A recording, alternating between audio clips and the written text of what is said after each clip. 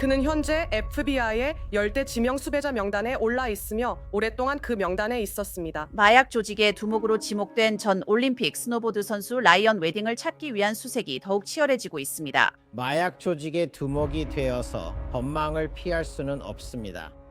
착각하지 마십시오. 라이언 웨딩은 현대판 파블로 에스코바르입니다. 사로 공개된 사진과 수백만 달러의 현상금 약속이 그의 체포로 이어질까요? 제가 한번 살펴보겠습니다.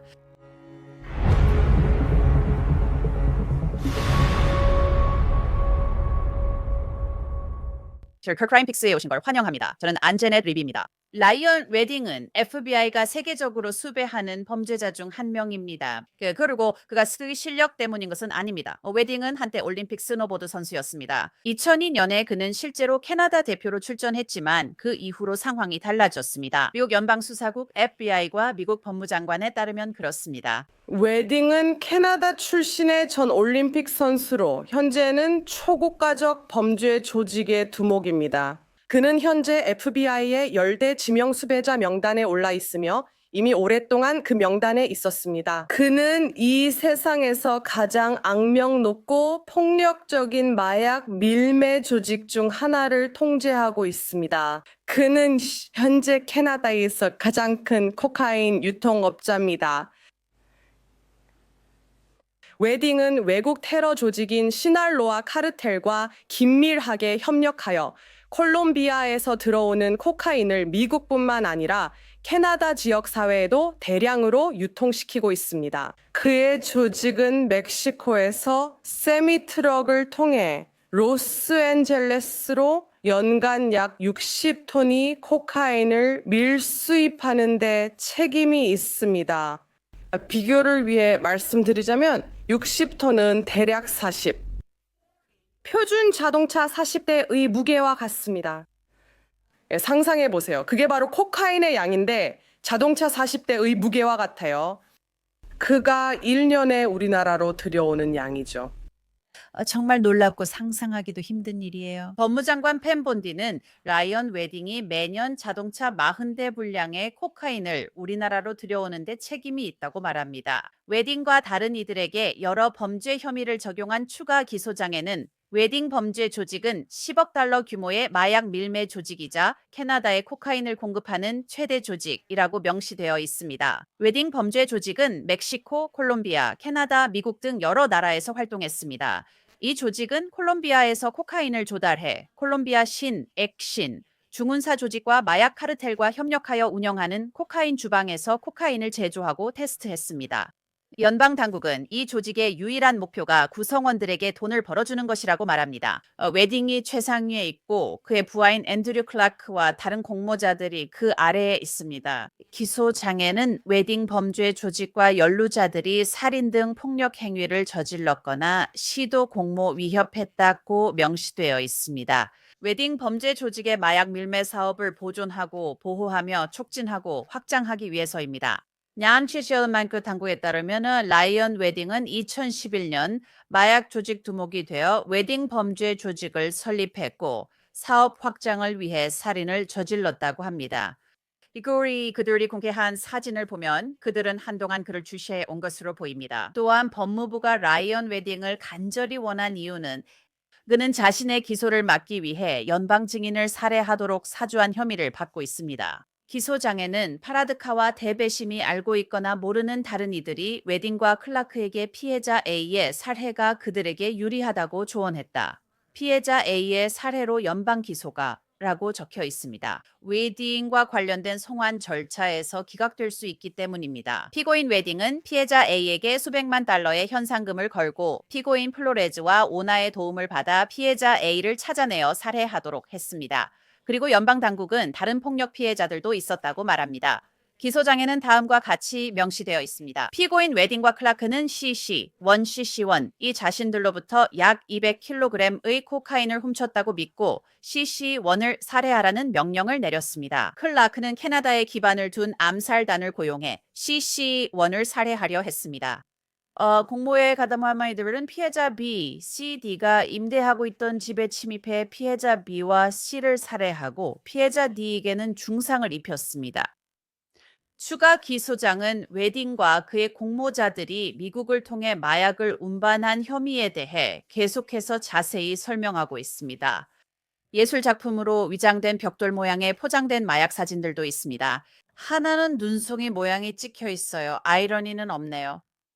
또 다른 하나에는 강아지가 있었어요. 그리고 시리얼에 나오는 토니, 더 타이거가 그려진 것도 있었죠. FBI는 지난달 라이언 웨딩의 사진을 공개했고 그의 체포를 위해 1,500만 달러의 현상금을 걸었다고 발표했어요. 하지만 이제 이 최신 사진을 공개했어요. 이 사진엔 라이언 웨딩이 상의 없이 침대에 누워 가슴 문신이 보여요. FBI 로스앤젤레스 지부가 X에 이렇게 게시했습니다. FBI가 FBI 수입 때 지명 수배자 라이언의 새 사진을 공개합니다. 웨딩. 이 사진은 2025년 여름 멕시코에서 웨딩이 찍힌 것으로 추정됩니다. 라이언 제임스 웨딩은 수백 킬로그램의 코카인을 정기적으로 운송한 초고가적 마약 밀매 조직을 운영하고 참여한 혐의로 수사해 중입니다. 콜롬비아에서 멕시코와 남부 캘리포니아를 거쳐 캐나다와 미국 내 다른 지역으로 운송했습니다. 또한 웨딩은 이러한 마약 범죄를 위해 여러 건의 살인을 주도한 혐의도 받고 있습니다. 당신이 마약 왕이 되었다고 해서 법을 피할 수는 없습니다. 이 점을 분명히 하십시오. 라이언 웨딩은 현대판 파블로 에스코바르입니다. 그는 현대판 엘차포 구스만이기도 합니다. 미국 법무부와 FBI는 캐나다 당국 및 전 세계 정부 관계자들과 협력하여 그를 반드시 법정에 세울 것입니다. 그는 우리가 오랫동안 보지 못했던 마약 밀매와 마약 테러 프로그램을 설계한 책임자입니다. 그는 정의를 피할 수 없습니다. 그래서 라이언 웨딩을 쫓는 이번 수색 작전에 대해 이야기하기 위해 바비 차콘을 모시고 싶습니다. 그는 은퇴한 FBI 요원이자 변호사이기도 합니다. 바비, 이 이야기는 저에게 정말 놀랍고 믿을 수 없을 만큼 무서운 이야기예요. 제 말은 올림픽 선수였던 분이 있다는 거죠. 네, 정말 뭐랄까, 엄청난 추락이네요. 알다시피 2002년이면 정말 오래전 일이죠. 하지만 2011년에 그는 이렇게 변했다고 하잖아요. 파블로 에스코바르와 맞먹는 마약왕이 되었다고요. 그리고 그는 사람들에게 청부살인을 지시했다고 하고 자신의 길을 막는 사람은 누구든 제거할 의지가 있었다고 해요. 그래서 연방 요원들이 그를 정말 잡고 싶어 했어요. 그는 정부 증인을 살해했고 다른 사람들의 살인도 지시했다고 해요. 당신이 연방 요원이라면 이 남자를 얼마나 잡고 싶은지 말해주세요. 네, 앙제넷. 말씀대로 정말 놀라운 이야기네요. 이 사람은 다른 길을 꿈꿨을 수도 있겠죠. 확실히 올림픽 선수라면 보통 그 명성과 성공을 앞으로 훨씬 더 합법적인 삶으로 연결할 수 있죠. 저도 올림픽 스노보드 선수들을 많이 알고 있습니다. 저는 2002년 솔트레이크 올림픽에서 FBI로 근무했습니다. 그리고 아시다시피 정말 놀라운 경험이었죠. 이걸 몰락이라고 해야 할지 아니면 범죄계의 상층부로의 상승이라고 해야 할지 모르겠지만 분명히 놀라운 이야기입니다. 그가 있던 세계를 보면, 그리고 저도 스노보더들을 아는데 그들은 그렇게 아시다시피 꽤 느긋한 사람들이거든요. 그들은 눈 세계의 서퍼들이라고 할 수 있죠. 다들 친구 같고 정말 느긋한 사람들이에요.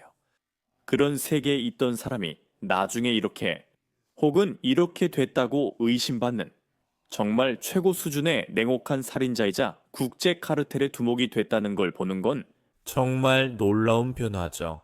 분명히 그를 잘못된 길로 이끈 여정이었습니다. 하지만 그들은 그를 정말로 잡고 싶어 합니다. 그들은 그를 원해서 1,500만 달러의 현상금까지 걸었어요. 그리고 당신이 말한 변신이라는 표현이 타락보다 훨씬 더 정확하다고 생각해요. 또 저를 놀라게 하는 건 당신이 언급한 부분이에요. 저는 스노보더라고 하면은 뭔가 느긋하고 알죠? 여유로운 사람들을 떠올려요. 저는 누군가가 나가서 청부살인을 지시하고 기본적으로 깡패처럼 행동하는 사람을 떠올리지 않아요.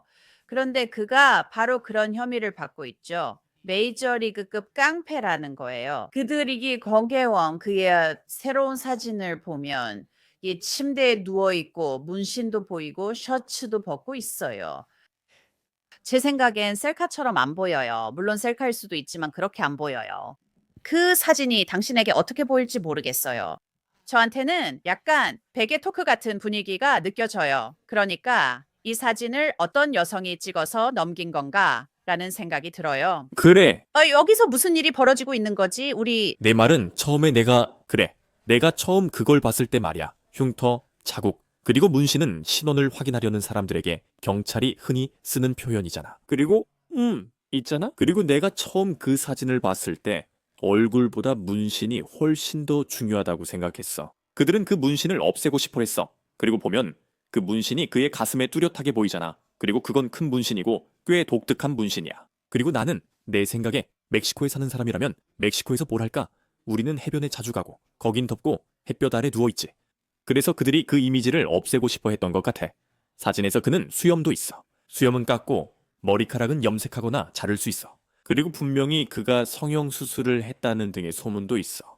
이제 그 문신을 수정하려면 알다시피 검은 잉크로 덮거나 제거하려고 할 수 있지만 그러면 흉터가 남아. 그래서 그가 문신을 바꾸려는 행동은 분명 티가 날 거야. 그래서 만약 누군가가 가슴 한쪽에 큰 검은색 패치 같은 문신을 하고 있는 걸 보면 그게 일종의 단서가 되는 거지. 그게 일종의 결정적인 증거야. 아니면 그걸 바꾸려고 하면 보통 흉터가 남는데 그것도 분명히 티가 나지. 나는 그 사진에서 얼굴보다 문신이 더 중요하게 느껴졌어. 보여주고 싶었던 것도 그 문신이라고 생각해. 왜냐하면 멕시코에서는 대부분의 기간 동안 날씨가 더워서 사람들이 위옷을 벗고 다니거든. 그래서 내 생각에는 알다시피 그가 문신을 바꾸려고 해도 그건 분명히 티가 날 거야. 체중을 늘리거나 줄이거나 수염을 깎거나 기르거나 머리색을 바꾸거나 머리를 밀면 얼굴 생김새는 바꿀 수 있어. 하지만 문신은 훨씬 더 영구적인 신체 표식이야. 그리고 그걸 바꾸려고 해도 그것 역시 일종의 영구적인 흔적이 되지. 그래서 처음 그 사진을 보고 저 사람들은 저 문신을 대중에게 확실히 보이고 싶어 하는구나 라고 생각했어. 그 문신은 네 말이 맞아. 정말로 중요해. 정말로 중요하지. 하지만 나는 그 사진을 찍어서 전달한 사람이 걱정돼.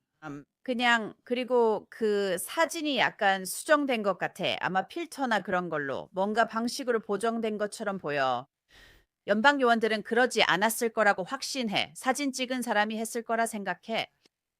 내 말은 그는 위험한 사람이야. 아마도 라고 말해야겠지. 알다시피 그는 기소됐지만 이번 기소장에서 그들이 주장하는 것은 그거는 이제 마피아 영화에서나 나올 법한 이야기야. 그건 넷플릭스에서나 볼 수 있는 이야기야. 알지? 나르코스 같은 데서 나오는 그런 것들 말이야. 하지만 이런 일들이 실제로 일어나고 있어요. 몇 명이나 그의 조직 내에서 몇 명이나 협조하고 있다고 생각하세요? 제 말은 이번 기소장에는 기소되지 않은 공모자들도 연루되어 있고 이름이 언급되어 있다는 거예요. 그러니까 누군가는 그를 배신하고 협조했어야 했다는 거죠. 맞아요. 제 말은 이런 사람들과는 항상 그런 상황이 벌어지죠. 그리고 그들도 그걸 알고 있어요. 그들도 알죠. 언제 조직이 커질수록 물론 더 많은 돈을 벌게 되지만 동시에 조직의 촉수도 더 멀리 뻗게 되죠. 그 촉수들은 하위 단계에 있기 때문에 그렇게 많은 돈을 벌지 못해서 법 집행 기관에 의해 이용당하기 쉽죠. 그들은 종종 직접 거래 같은 일을 하기 때문에 체포될 위험이 높아요. 그래서 조직이 클수록 법 집행 기관이 개입할 기회도 더 많아집니다. 조직의 주변부, 그 주변 촉수들을 먼저 공격한 다음에 점차 위로 올라가야 합니다. 우리는 늘 그렇게 했고 지금도 그들이 그렇게 합니다. 그리고 그 조직도에서 얼마나 위까지 올라가느냐가 당신이 얼마나 성공적으로 추적하는지를 결정하게 됩니다. 알다시피 그가 말한 대로 최고의 인물을 잡는다는 거죠. 왜 이 한 사람을 잡는 게 그렇게 힘든 거죠? 그러니까 그는 한 사람일 뿐이잖아요. 그러니까 그는 분명히 이 제국을 키울 만큼 똑똑한 사람이에요. 이 조직을 키울 만큼 똑똑했잖아요. 그가 멍청하진 않을 거예요. 그래도 그는 여전히 한 사람일 뿐이잖아요. 그런데 왜 그를 찾는 게 이렇게 힘든 걸까요? 공개된 사진들 중 다수가 감시 카메라 사진 같았기 때문이에요. 그들은 그를 한동안 지켜본 것 같았어요. 한마디로 말하면 돈이죠. 도망자일 때는 항상 돈에 대해 이야기하잖아요. 돈이 얼마나 중요한지. 그리고 보통은 현금이죠. 하지만 돈이요. 돈은 당신에게 방어막을 사주고, 돈은 당신을 보호해주고, 돈은 당신에게 알다시피 부패한 경찰관이나 부패한 판사, 부패한 시장 같은 사람들을 사죠. 돈은 정말 많은 걸 살 수 있습니다. 그리고 그가 활동했다고 알려진 수준은 어마어마한 액수의 돈입니다. 그래서 돈은 그런 보호막을 사줍니다. 돈이 있으면 눈에 띄지 않을 수 있는 능력을 사게 되고 심지어 눈에 띄더라도 그 감시 자체를 매수할 수 있습니다. 그러니까 한마디로 돈이 바로 이 특정 인물을 쫓는 일을 어렵게 만드는 요인입니다. 만약 그가 실제로 그가 활동했다고 알려진 그 수준에서 활동하고 있다면 말이죠. 왜냐하면 그러니까 우리가 파블로 에스코바르에 대해 이야기할 때 우리는 그 정도 수준의 사람들에 대해 이야기하는 거니까요. 엘 차포 그는 알다시피 시날로아 카르텔에서 활동해봤잖아요. 그렇죠? 그 정도로 활동한다는 건 큰 돈을 다룬다는 의미죠. 그들은 도망 다니면서 법 집행 기관으로부터 자신을 보호해야 하죠. 하지만 1,500만 달러의 현상금도 걸려 있어요. 제 말은 이런 마약 카르텔 세계에서 1,500만 달러라면 아마 이 조직의 일원이거나 그의 측근이라면 아직 체포되거나 기소되지 않은 사람이면 1,500만 달러가 별것 아닌 돈인가요? 내가 이 1,500만 달러 때문에 그를 배신할 리 없다는 건가요? 아니요. 그건 별것 아닌 돈이 아닙니다. 그리고 제가 일했던 그러니까 대규모 국제 마약 조직에서 일할 때 저는 그런 조직에서 항상 더 이상 올라갈 수 없는 위치까지 올라간 사람들이 있다는 걸 알게 됐습니다. 그들은 일종의 중간 관리자라고 할 수 있습니다. 마치 회사를 본다면 말이죠. 그리고 그들은 소외감을 느낍니다. 조직에서 더 이상 올라가지 못해서 자신의 성장에 만족하지 못하죠. 그들은 더 이상 오를 수 없고 현재만 받고 있습니다. 그리고 그들은 약간 질투도 하고 약간 부러워하기도 하죠. 뭐 그런 겁니다. 그리고 그들은 위에 있는 사람들만큼 많은 돈을 벌지 못합니다. 그리고 만약 그들이 1,500만 달러, 나도 떠날 수 있겠네 라고 생각할 기회가 있다면 1,500만 달러를 받으면 익명으로 살고 모두를 신고한 뒤 작은 섬을 사서 사라질 수 있지. 그래서 그게 큰 유혹이어서 그들이 계속 1,500만 달러를 강조하는 거야. 그 조직에도 여러 이유로 불만을 가진 사람들이 있기 때문이야. 큰 조직엔 늘 그런 사람이 있어. 그래서 그 돈은 그들에게 있어서 그 돈이 그 삶에서 벗어날 수 있는 티켓이 될 수 있어. 왜냐하면 보통 그런 삶은 노년이 오기 전에 죽음으로 끝나거든. 그래서 그게 탈출구가 될 수 있어. 마지막 기회일 수도 있고 계속 나가고 싶었지만 방법을 몰랐잖아. 이제 이런 큰 돈이 들어오면 내게 기회가 될 수 있어. 그런 기회를 얻게 된다면 그들이 너에게 증인 보호 프로그램을 제안할 수도 있고 뭔가 다른 걸 제안할 수도 있어. 그리고 너는 여전히 이 돈을 받을 수 있는 거야. 그게 사람들에게는 큰 유혹이 되는 거지. 라이언 웨딩을 잡는데 얼마나 걸릴 것 같아요? 만약 그를 잡는다면요? 그건 여러 요인에 따라 달라질 것 같아요. 그것은 그의 조직 사람들에게 달려 있어요. 만약 그가 누군가를 화나게 하거나 리더십에 불만이 있다면요. 왜냐하면 이런 조직에서 누군가가 리더십 위치에 오르는 건 보통 직선적이지 않기 때문이에요. 그리고 보통은 궁극적인 리더십 자리에 오를 거라고 생각했던 다른 누군가를 희생시키는 경우가 많아요. 그래서 이런 조직마다 항상 최고 자리를 놓고 경쟁하는 파벌들이 존재하죠. 이런 모습은 마피아 패밀리나 카르텔에서도 볼 수 있습니다. 그리고 그가 정상에 올랐다는 것도 마찬가지죠. 그게 사실이라면 정상에 올라야 한다고 생각한 사람들도 있었을 겁니다. 그래서 그들이 얼마나 불만이 있었는지, 그리고 정상 자리에 오르지 못한 것에 대해 얼마나 화가 났는지에 달려 있습니다. 그들은 정부의 기소에 도움이 될 수도 있습니다. 그리고 돈 문제에도 달려 있습니다. 저는 마약 조직 두목이 자메이카 국적이라 자메이카 섬으로 도망친 적이 있습니다.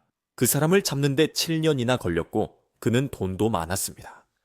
그를 구금하고 송환을 지원하다가 돈이 떨어지자 미국으로 송환했습니다. 하지만 모든 것은 돈 때문이었습니다. 그가 감옥에 가지 않기 위해 가진 돈이 전부였죠. 그리고 그가 감옥에 들어간 후에는 남아있는 돈을 이용해 송환을 지연시키고 있었습니다. 그리고 결국 그는 그 돈마저 다 써버렸고 그래서 그들은 그를 송환했습니다. 그러니까 결국 그가 얼마나 많은 돈을 쓸 수 있는지에 달려 있습니다. 왜냐하면 이제 그는 수배자가 되었고 또 언론에 계속 나오고 있기 때문에 그런 상황에서 그가 그 조직의 리더로서 얼마나 효과적으로 활동할 수 있겠습니까? 그래서 그게 그가 얼마나 많은 돈을 가지고 있는지 혹은 그가 가진 돈에 얼마나 접근할 수 있는지를 결정하게 됩니다. 결국에는 다시 돈 문제로 돌아오게 되는 거죠. 그래서 그가 리더십을 확실히 갖고 있나요? 그 자리가 정말 튼튼한가요? 그러니까 그는 경호원들로 둘러싸인 멕시코의 산꼭대기 대저택에서 그냥 지낼 수 있는 건가요? 그게 오래 갈까요? 비용도 많이 드는데 그가 얼마나 버틸 수 있을까요? 그가 아직 조직을 운영하나요? 그런 것에 달렸어요. 하지만 그가 더 유명해질수록 알다시피 존 고티는 마피아 세계에서 처음으로 대중적인 인물이 되어 그걸 즐긴 사람이었어요. 그들은 항상 주목받고 싶어 하지는 않아요. 우리가 그를 더 유명하게 만들수록 그는 이 조직을 운영하는데 덜 효과적일 것이라고 생각했어요. 그게 사실인지는 모르겠지만, 그러니까 그게 그런 이론이 때때로 시도되고 있어요.